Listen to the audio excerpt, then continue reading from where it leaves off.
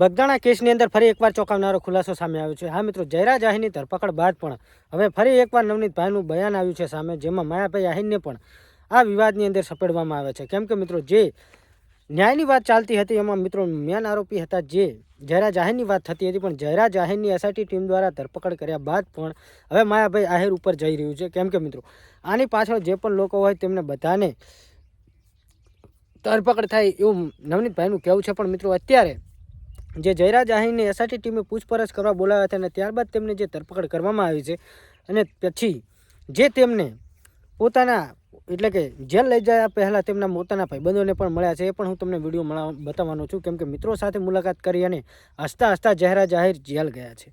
તો મિત્રો, આ વિડીયો પણ તમને બતાવવાનો છે। પણ મિત્રો, અત્યારે ચોંકાવનારો ખુલાસો એ સામે આવ્યો છે કે આની પાછળ જે માયાભાઈ આહીર પણ છે એવું કહેવામાં આવી રહ્યું છે। અને મિત્રો, માયાભાઈ આહીરને પણ આના લગતું જે પણ આ કેસને લગતા હોય એ બધા લોકોને પકડવામાં આવે એવી નવનીતભાઈની ઈચ્છા છે કે એવું કહી રહ્યા છે। અને મિત્રો, હવે બીજો પણ ખુલાસો સામે આવ્યો છે કે જયરાજ આહીરનું વરઘોડું ઘટાડવું જોઈએ।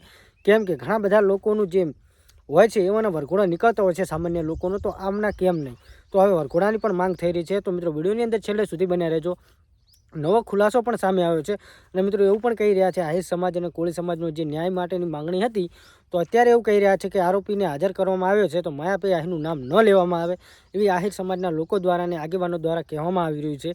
કેમ કે મિત્રો, માયાભાઈ આહીરનો પણ ક્યાંક ને ક્યાંક આમાં હાથ હોઈ શકે છે।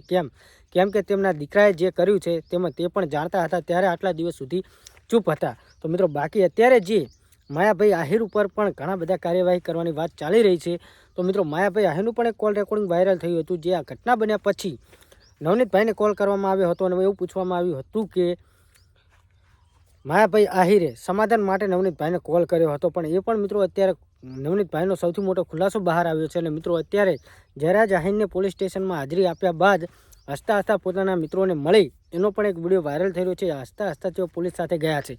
મિત્રો, અત્યારનો સૌથી મોટો ખુલાસો બહાર આવ્યો છે કે જે ફરી એકવાર માયાભાઈ આહીરને પણ આ વિવાદની અંદર લપેટવામાં આવ્યા છે। કેમ કે મિત્રો, માયાભાઈ આહીર પણ આ બધું જાણતા હતા, છતાં પણ તેમને કશું આ વિશે બોલ્યા નહીં।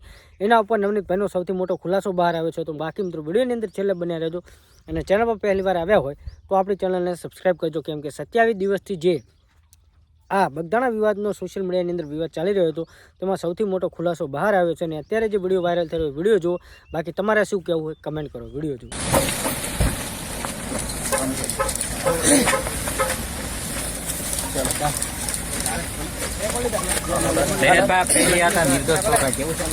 ધીરજભાઈ, કોળી સમાજ દ્વારા જે આક્ષેપો છે